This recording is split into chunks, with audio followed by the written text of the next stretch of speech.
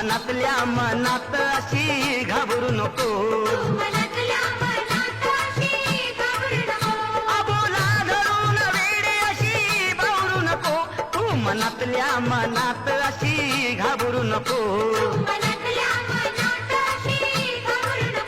आम्ही ओळखले सारे तुझे घोटाळे, असतील खट्याळ कानाचे उत्तम ताळे.